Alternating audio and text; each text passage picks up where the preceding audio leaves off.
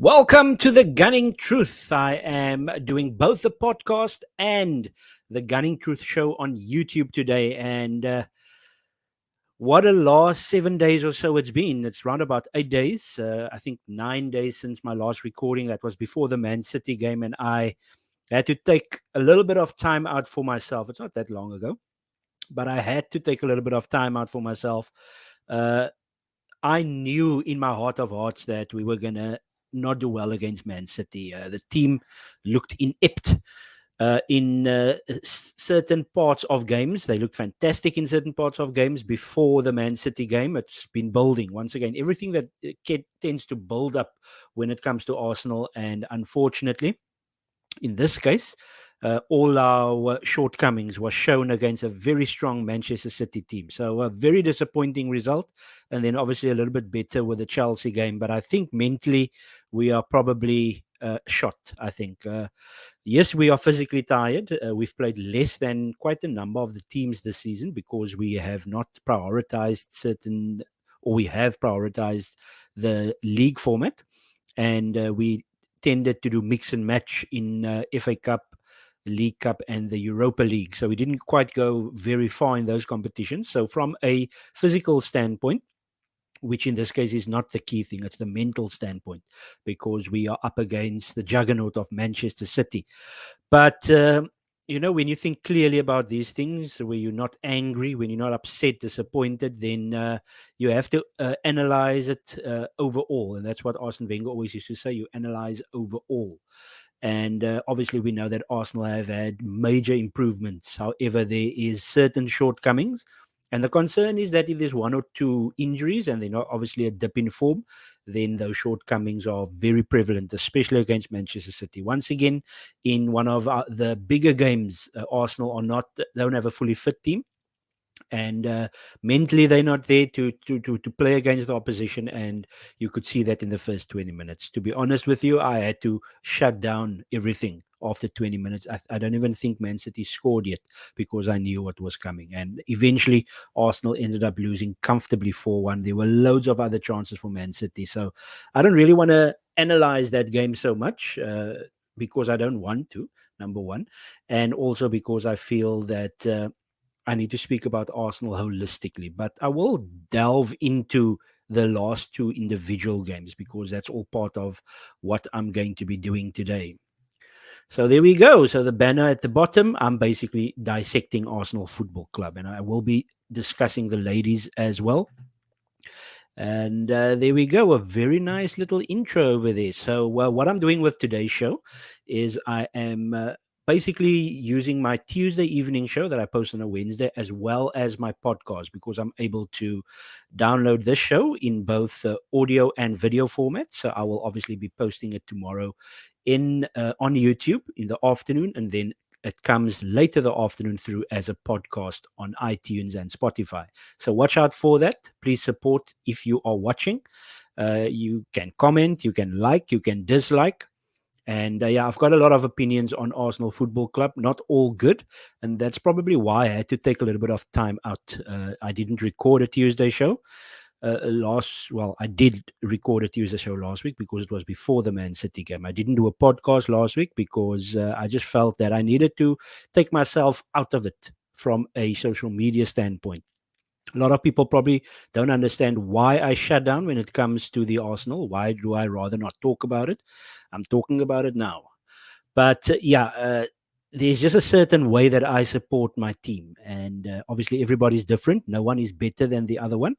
But despite the fact from a analytical standpoint, so I'm an analytical person and I analyze everything related to Arsenal Football Club and everything that is around Arsenal Football Club, the external factors such as a strong opposition and your next game. So I obviously knew that Manchester City, they are fantastic at this part. The third, well, we call it the third out of three. There's three parts to a season: the start, the middle, and the end. And you will just go and analyze, ask Liverpool fans how this team just seems to kick into gear at the right time. Yes, they made mistakes in the Champions League, which they could rectify this season. They could get the treble. However, it isn't according to a lot of people, it's not over yet. Man City obviously won comfortably yesterday again to be able to go back ahead of Arsenal with still 2 games in hand. However, for me, I've got the little title over there, game over. For me personally, it's my content, and that I'm pushing out. Whether people agree or disagree, it's game over for me, and it probably was after 20 minutes in the Man City game. I offhand, well, obviously De Bruyne scored early, so we were already 1-0 down, and it was obviously a late second goal just before halftime. Once again, putrid, piss poor defending from Arsenal Football Club, and unfortunately, take away the Man City game. Look at the last month or so prior to the Man City game, the defending. Comfortable wins against Crystal Palace and Leeds United and Everton overall, but the defending in those games, it was the start of what was to come. And it all coincided with an injury to William Saliba. There's a strong chance Arsenal could be lining up against a daunting, difficult trip to St James's Park, where where our dreams of top four ended last season, and possibly, well, I say it's over already, but possibly then our league situation can then end this Sunday at St James's Park, and it looks like we're going to go there without both our centre backs and our somebody that could have played centre back, right centre back, or right back. Tomiyasu is also out. So obviously, at this moment in time, there isn't news on Gabriel, but it does look like he will miss Sunday. So Kivio, I'll discuss him a little bit because he was really impressive in the Chelsea game. Kivio will be very likely playing alongside Holding, and I don't know if that is going to be good. But there isn't anybody else. There's nobody else. Rule Walters is too young. Ben White has to play right back. There's also been a dip in form from him, which obviously, basically, the right side of Arsenal, right centre back, right wing, loss of form, boom, results tended to go. So very disappointing when you really analyze everything when it comes to Arsenal, but so it is. So on today's show, I'll be dissecting the Arsenal men's team. So for those listening on the Spotify podcast or iTunes, I've got slides on the show which you can come back to and watch on YouTube. And I've just got my show order. So just 3 basic things which will take time to discuss. I'll be dissecting the Arsenal men's team. So dissecting, that is what the theme of today's show is all about. And then I've just got a couple of imagery. First half of the season versus second half of the season. I will try to delve into my opinion with regards to how we played, how we controlled games, to how we suddenly have had this loss of form. Mentally, yes. However, the centre back situation, our holding midfielder not playing well, and our right side not really working. Our left side is actually still not bad, even though Zinchenko's been up and down recently. But Martinelli's been brilliant, and then Trossard has been brilliant as well when he has come on. Still continues to assist. And then I will chat about the Arsenal ladies. I was very disappointed, but it was a different type of disappointment because I've obviously seriously followed them. I followed them for 3-4 years and always checked the results over a more than a decade period because we're very successful in women's football. However, this season was the first season where I really, similar to how I analyzed the men's team, really analyzed the ladies. And Arsenal have almost half a first team of ACL injuries. Arsenal have 5, I think it's 5, possibly 6 or 5 and 1 serious hamstring injury, ACL injuries to key players. That is remarkable, and I do not even know where to begin when it comes to that. But Arsenal somehow was still in the game. They could have won and gone through to the final of the Women's Champions League. However, all the injuries just took its toll. Arsenal took Wolfsburg to extra time and unfortunately lost there. The Arsenal players that were playing had cramps 20 minutes before the end of the first half, and they still fought to be able to get back into the game for 2-2 draw. And then, but I'll discuss that shortly. Let me not analyze that now. So there we go. City versus Arsenal. So a thumping for Arsenal. Once again, doesn't matter what sort of team goes there, whether it's a team that's in form, i.e., January, where there was a little bit of a blip in January as well, the Newcastle game. And obviously we were busy buying players. And then Trossard came in, did very well in that Man City game. Lost 1-0, Ake header.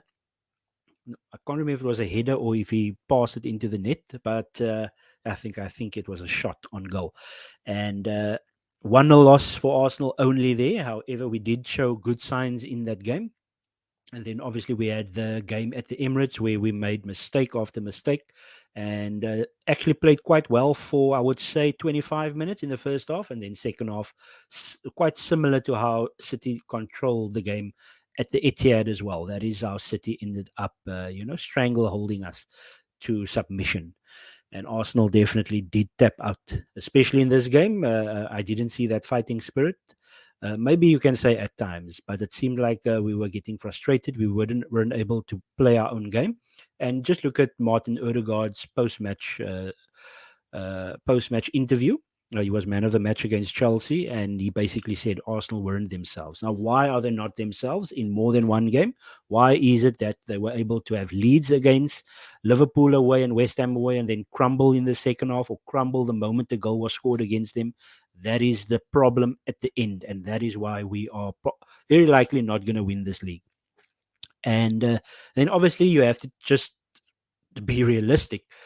Take away the fact that they might have cheated the books, but they've got better players overall. Loads of players that's well, I won't say at least, depending on contract situation, or at least worth 50 million. Arsenal had to pay nearly 50 million pounds to get Jesus, paid 30 million to get Zinchenko. So we actually have two from their players. However, it just wasn't enough, and Arsenal didn't have enough overall up till now to be able to say that we are going to win the league. So, in my opinion, the league was done in the first quarter of the City game. And you could look at it and say in the previous three games where we messed it up, Southampton, West Ham, Liverpool, you could have said there mentally we went a little bit. But obviously, we had the opportunity in the City game to try to beat them, try to get something out of the game. And we weren't able to do that. And thus, I feel that it's game over. But there's lots of people out there that's a little bit more positive than me. I look at it realistically. And you just have to commend Manchester City, despite the money, despite the behind the scenes issues that there might be, they were still able to get this team together and to, at the right time, click. Because look at Chelsea, they spent more than Manchester City. However, it's not clicking. So it has to click. You've got to have the right manager, got to have the right mentality. The type of players that you bring in needs to be able to compete throughout the season. Remember, they've played more than us up till now, even though in the league they two behind us, but they two games behind us because they've played so many football matches and a lot of big games and a lot of big wins against those big teams, whereas we tend to fall short, unfortunately, even though our record is not too bad against the top six teams, if I'm not mistaken. I don't even know who's the top six at the moment. I'll have a look at that log shortly, but it's basically only against Manchester City that we lost both games. Four losses only this season. So overall it doesn't look that bad, but you have to put the blinkers on the fact that we want to win this league, and this is why I or others are upset that we are possibly not going to win it, because of the fact that we couldn't compete over the 180 minutes, and you have to look at it as 270 minutes. Very small parts of the game Arsenal were able to compete with Manchester City. That is disappointing. That is basically going to be the theme of the season. Our results up north, lost all of them except Liverpool. Could have lost to Liverpool, could have beaten Liverpool. But we've lost all our games in the key northern games. Anfield, Old Trafford, and the Etihad. Two losses at the Etihad. Lost to Manchester City at home. So all those things, comes into play when you think about it. We can't go back to Brentford where the lines weren't drawn. We have to look at the last four games before Chelsea, obviously. So Arsenal still in with a shout, but they're going to need City to very likely lose twice, not draw one, lose one. Very likely going to need City to lose twice, because I'm a little bit concerned about the Newcastle, Brighton, Nottingham Forest games. So that's three games that I'm really concerned about. I think we've got four games to go. So obviously Wolves will probably be at the beach on the last day of the season. So I'm confident we'll get the 3 points there. I'm not entirely confident of the other 9 points that we need. So obviously we're not in that situation where we have to look at ourselves. We have to win all the games. We know that. However, Manchester City are obviously the top team at the moment. But just on the list of things that I've added, and I've probably discussed it in my little soliloquy. where I am talking to myself, like is it Hamlet or something? I think no, it can't be Hamlet. It might have been, but anyway, defending and injuries. So the way we've defended post Saliba, there were obviously signs already in certain games while Saliba was playing. But just look at the way we have been defending. Look at the stats. Look at the chances conceded. In relation to chances created from us prior to the injury to Saliba and then obviously after that injury. So it's been downhill for Arsenal. We haven't controlled games as such. The Fulham game is probably the last one. Even the comfortable home victories over Crystal Palace and Leeds, there were periods where we were a little bit sloppy, and those periods became a little bit extended in the 4 games before Chelsea, the 4 games that was so heartbreaking. The Liverpool second half, the West Ham post the stupid penalty that we conceded, and then after that, and then obviously this the entire Southampton game. Southampton are struggling, and we made it look easy for them. They had more than just the 3 chances to score, so that was extremely disappointing. And then obviously the Manchester City, and then goal scoring isn't really so much a problem. Obviously, all of those things just came together. The fact that we couldn't control for any form or part of the game, and probably when we did, we scored with holding in the Man City game. Chelsea first half was fantastic, so superb, and then we tailored off in the second half. Don't know why. Maybe we felt this time we scored the third goal. Now we can relax. We don't need to relax. We need to keep going. We need to score goals. Should have battered Chelsea, but we didn't, and that is just how it is. And then my third point, the true gap versus Manchester City. And that is the key. Let me put some pictures on here of the game that took place. Yeah, so there were so many gaps. So obviously, I've had a chat in or on previous occasions about holding, the role that he plays. He's a type of defender, tries to be one on one in most occasions, and when he was one on one, he got turned so quickly, and boom, Kevin De Bruyne scored the first goal. So that was very important for Arsenal to be able to get things going when it comes to the football club. So, yeah, at the end of the day, we have to just continue with how things are. We have to accept how things are. And at the end of the day, yeah, Rob Holding, the problem that we've got is he's our right centre back. So there is obviously when you get to situations where you need to, how can I put it? On the right side. So obviously the left side we're quite strong. We've got Gabriel Magayesh and we've got Zinchenko on the left, and then on the right we've got uh, Holding, Ben White, and then it's very important for how our holding midfielder. So the holding midfielder comes back into play, and then yeah, it just hasn't clicked on the right side. So it's very difficult. And we are live again. Unfortunately, the gremlins of power cuts has unfortunately unexpectedly taken place. Yeah, so I recorded the first 18 minutes and I thought it was relatively good content. And I think I should just continue. I'm just going to obviously add all my videos together so that it can be one show. I ended off by saying that our right hand side has been a problem. So when I'm dissecting the Arsenal Football Club and the way we are trying to play, let me take the City Arsenal banner away. It's irritating me. So yeah, so obviously I've moaned and groaned about Rob Holding quite substantially. So I don't feel he's having bad games per se. It's just that he's just obviously not at that level. He's not at Saliba's level. He hasn't got the pace. We obviously haven't got that ability anymore to push quite high up the pitch, which leaves a lot of space for teams, especially like City, to come into play. And we did it quite well against Chelsea, and that's why we were able to dominate more and look better, because we were able to push a little bit higher up the field. So there's so much gaps, especially for Ben White. So maybe due to holding, Ben White couldn't play his game, which means his link-up play with Saka got affected. So all of those things. Yes, it's micro analyzing every single detail, but I'm trying to figure out why is it that Arsenal couldn't play their game in certain instances, and how they couldn't play their game with holding as the right centre back. So it was quite interesting to see tactically against Chelsea how we were able to use the fact that we have two left footers. For the first time, Arteta always used to say, or people used to say, that Arteta will never play with two left centre backs, and it worked for the large part against Chelsea. So I'm going to end off this Manchester City topic, and we've played them three times. We've lost to them twice comfortably, and obviously at the Etihad in the FA Cup, it was only a 1-0 loss. So unfortunately, we're going to have nightmares when it comes to this, but we obviously will try to take the season as a whole. It's not done yet. The season isn't done. City's got some tough Champions League games, and then 48 to 72 hours later, they have to play a very important league game. So there is possibilities for them to drop, but I unfortunately see Arsenal dropping, especially on Sunday against Newcastle.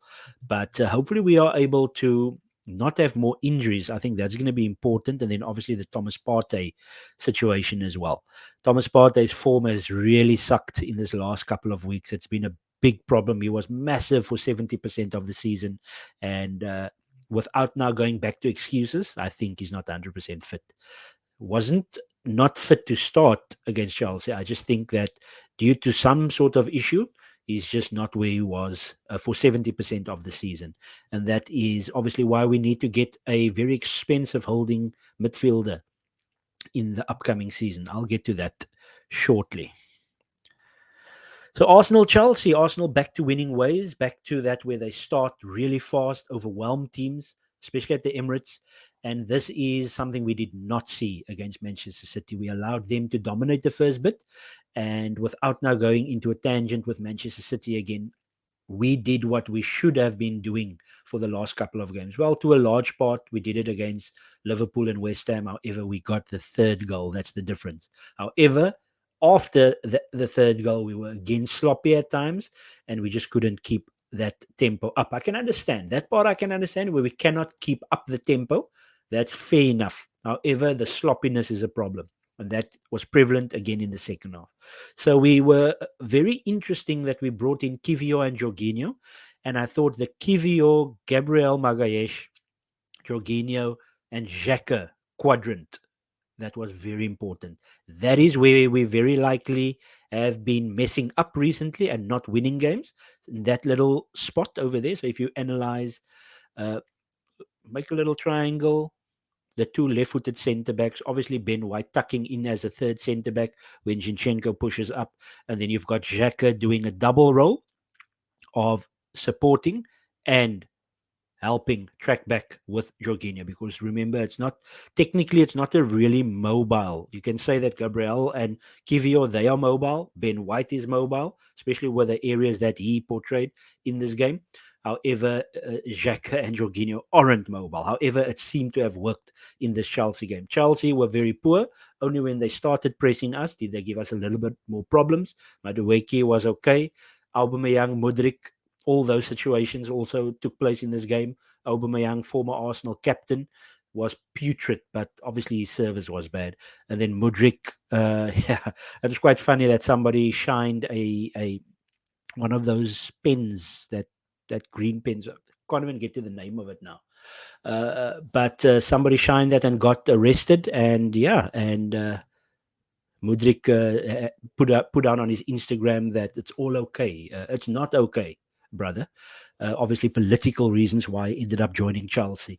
But yeah, once again, Arsenal got their groove back, and Martin Odegaard was exceptional in the first half. And it's vital that Arsenal get a fast start against Newcastle United on Sunday, because Newcastle United, yes, Spurs are bad, but they were fantastic, especially with their tempo, their pressing, the ability to get the ball back as soon as possible.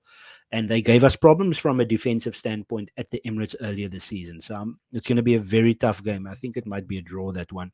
But yeah, we're going to have to come out of the blocks very quickly. And then all these little issues that we've been having needs to be put on the backside, especially when we start fast and then concede later, or we don't start fast. So we need to put everything together in one. That is going to be the most important thing on Sunday. But I was very impressed with Arsenal. But the concern was, again, those little things that's been creeping in the last 2 months or so. It's that ability to be a little bit sloppy on the ball, one or two players, because, okay, you're leading now. This time it was 3-0, so it was okay. And then obviously the profligacy in front of goal. That was also a problem. So we could have scored 5, 6, 7. Uh, we should have actually in this game. However, we did again concede chances in the second half. So I'll take that win. Very disappointed, obviously, overall, still with the last month or so. But maybe we need to look a little bit forward, and let's look ahead to Newcastle. I don't know what the state of the Arsenal team is from a mental standpoint, because we just don't know. We felt that mentally they were quite strong for large parts of the season, but it really is the tough part at the back end. It's tough whole season. However, at the back end, when this Manchester City team has hunted us down and they're now ahead of us, they will be very difficult to catch. We need them to drop games, and not drop games as in draw games. We need them to drop games as in lose. They probably need to lose too, especially if they can lose the games in and around their Champions League semi-finals. Then Arsenal might stand a chance here. But like I said, game over. So there we go. Let me just take this away. And then just Mikel Arteta. I feel obviously he knows that there were mistakes made in certain games. I think personnel is a major contributing factor to, I would say, to most of, well, to all four of the games. We did score goals in three of the four games.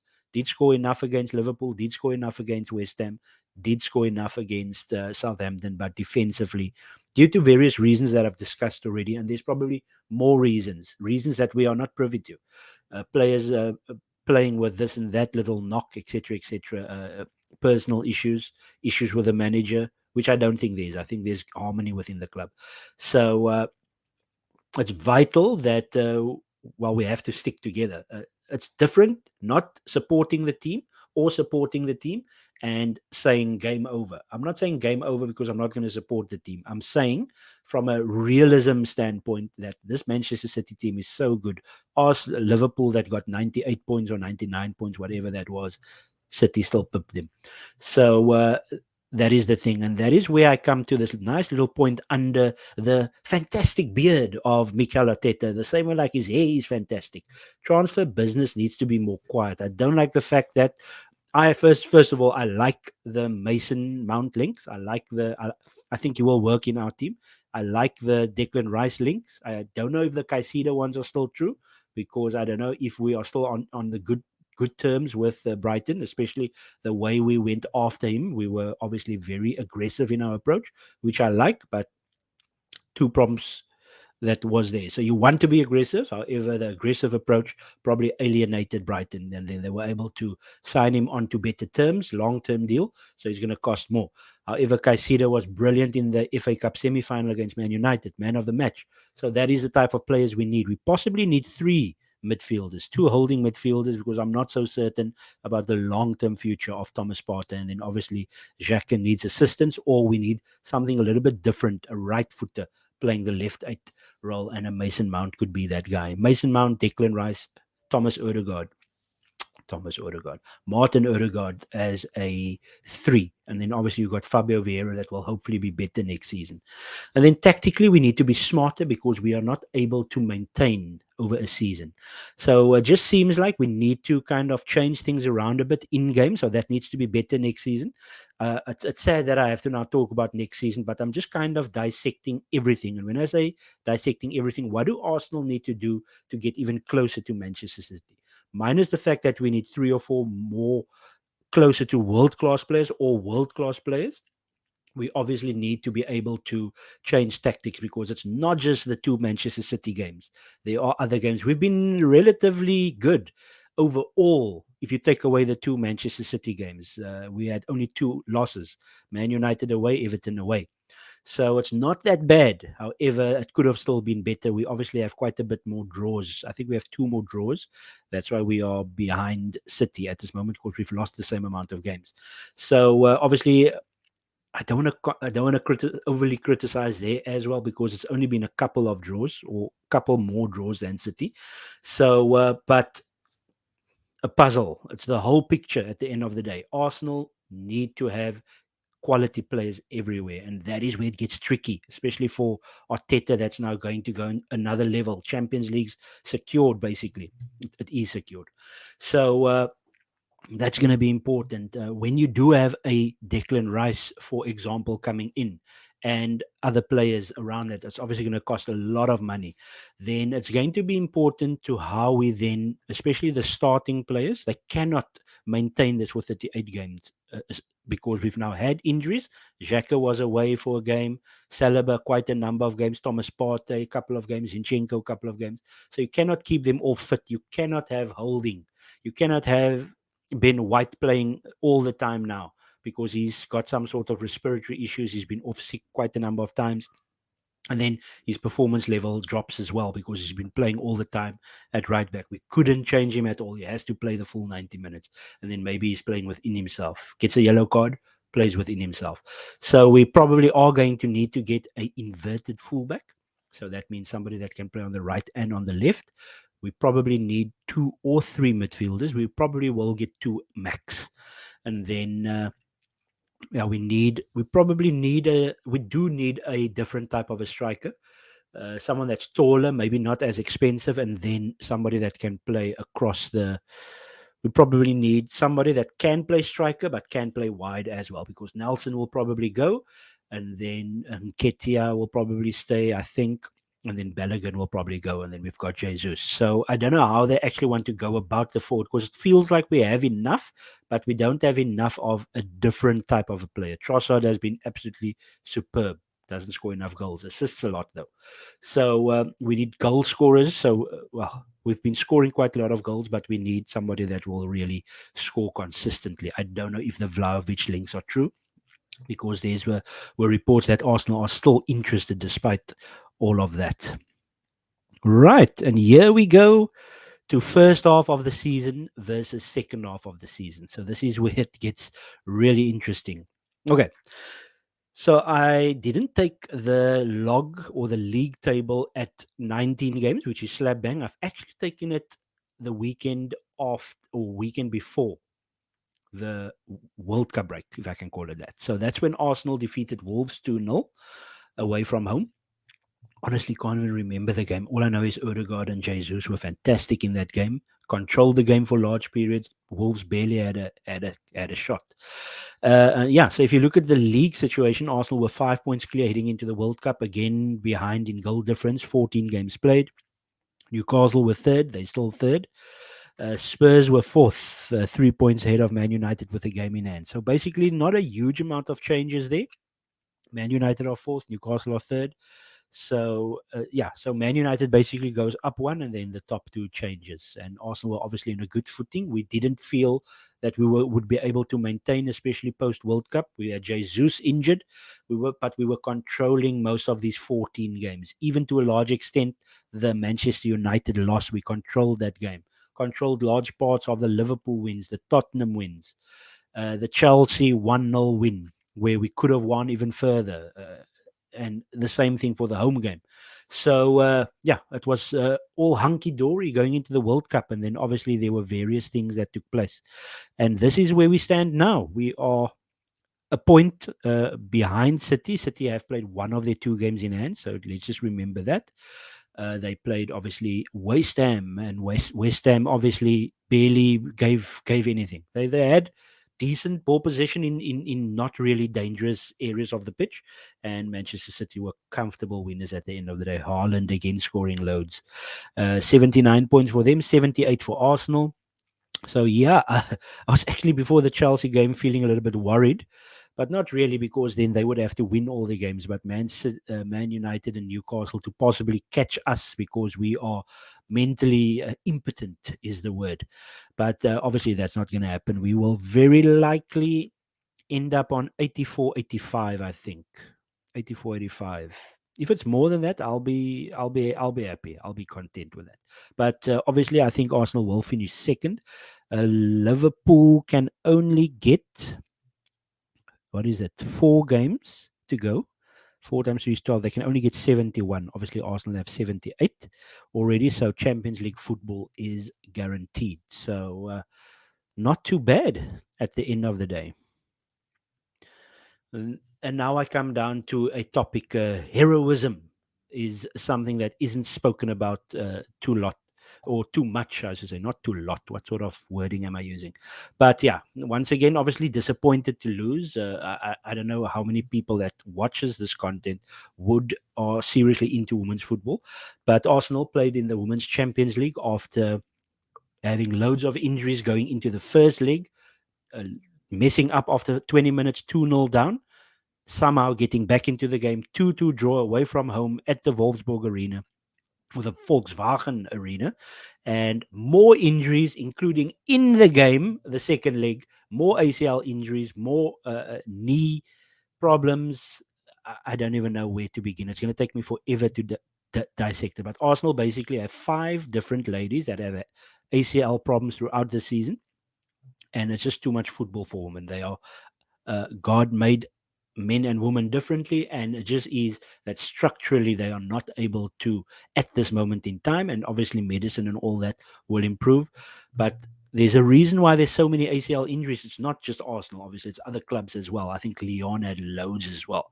So that's obviously been due to the load of football, loads of international football, consistently international breaks, and then having to play a lot of games in a short space of time, and then they have a long break, so like a 3-week break before the next game, and then you have 4 games in 8 days or 9 days. You just cannot handle it. And then the traveling, a lot of players have to travel quite far because the better players are, how can I put this? For example, Arsenal have loads of Australian players that has to travel all the way. Chelsea has Australian players, and some other clubs, Lyon has Australian players.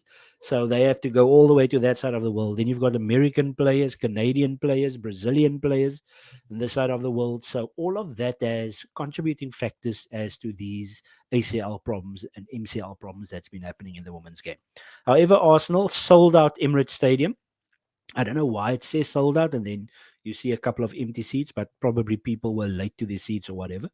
And yeah, once again, Arsenal were able to score early, 1-0. Let me just actually get to that slide. There we go. I'm going to have to zoom into this one. Yeah, let's do this. Exit full screen, take away the ticker. Boom. There we go. Awesome. So, right at the top, Stina Blackstenius, our Swedish striker, scored nice and early. At lots of pressure on the Wolfsburg backline. We were trying to press quite high up the pitch, and we were able to create an error, and it was 1-0 to Arsenal. And then, unfortunately, Arsenal allowed Wolfsburg back into the game, and former Arsenal player Jill Roord scored just before halftime, and it was 1-1. Arsenal did have, well, it looked like there was a penalty, possibly like very early in the game, first 3 minutes against Arsenal for Wolfsburg. However, the player was deemed offside. There was a handball, and it would have been a penalty if it wasn't for the offside in the build-up in the play. And also, Arsenal had a goal in the second half ruled out for offside as well. So 1-1, both teams fighting really hard. Arsenal players started having cramps in the 70th minute already. And as you can see, Pop, the German striker, she played as a number 10 in this game. She scored to make it 2-1 to Wolfsburg, obviously with the first leg being 2-2. They are then 4-3 on aggregate, and then Jen Beattie, our centre back, fantastic though. Lotte Wubenmoy, another centre back, actually assisted a headed goal, 2-2, and the Desmond. So it was obviously 4-4 on aggregate, heading into full time. Loads of players having cramp, mostly Arsenal players because of everything that they put in. And unfortunately, 1 minute before the end of time, Bremer scored for Wolfsburg, and Arsenal knocked out. This is one of those occasions where you are sad in a different way for how you get knocked out. Not because of poor defending. They fought until the absolute end, the Arsenal ladies, and it just wasn't to be. And there we go. And that is basically the show for today. So yeah, once again, I'm obviously posting this on both my 3 platforms: iTunes, Spotify, and then obviously on YouTube as well. Once again, I do apologize. There was a little bit of a break, so the show might or might not seem like it wasn't recorded all at once due to a power failure. not even load shedding, just a power failure. And hopefully, I was able to dissect in the way that I wanted to in the first place, because yeah, like I said, I was extremely upset. Uh, Difficult to be upset when it's against this Manchester City team that you're up against, and then you've got Manchester United people that is now aware that you're an Arsenal fan, and they're coming up to you, and they are, I mean, they just messed up the Champions League the other day. They are now lauding the Carabao Cup as this big competition that they won. So now the remit from Manchester United fans are that we are okay to finish fourth, million miles away from Manchester City, who's a team that will very likely get, well, possibly get the treble, which they did in 99, which they say is so amazing. Man City is going to do that now, minus the fact that Man City also got over 100 points as well. They just don't have the gold trophy. Yeah, it's just extremely weird. Manchester United fans happy that Arsenal are bottling the league, as they call it, even though it's the youngest team in the league, a team that's going to grow, and we're going to pump more money into this team and get better, hopefully. So I don't get it. They are just a crazy bunch, these Man United fans. They think that the rivalry is back. It might be. Man United might push next season. Arsenal might push next season. Liverpool push. Newcastle United push. And Man City push. A five-way battle for the top next season could or maybe won't happen. And that's where I leave the show for today. Next week's shows, I'm going to see if I'm gonna or see if this works, where I basically do my Tuesday show. And I obviously can't call it a Tuesday show because I'll be recording it as a podcast as well on a Thursday, and then soon go back to the Tuesday show, hopefully with guests. It's a bit difficult in South Africa getting guests, especially with the load shedding. A lot of people are having load shedding at the same time, so it's very tricky to get guests on. And then we'll see how it goes. Don't forget, this Sunday I will be posting the first off your game show in 2 weeks. So I'm going to do it a bi-weekly show with brother Josh, where we will be discussing the Premier League. We'll be discussing Arsenal, Liverpool, other clubs as well, the Champions League preview. We've got the Champions League semi-finals coming up, the Europa League semi-finals coming up. I'll check in on how the leagues are going. It's quite tight in the Bundesliga at this moment in time. So Bundesliga tight, and the Premier League is obviously tight, even though I said game over. Up the Arsenal. Have a good week, guys.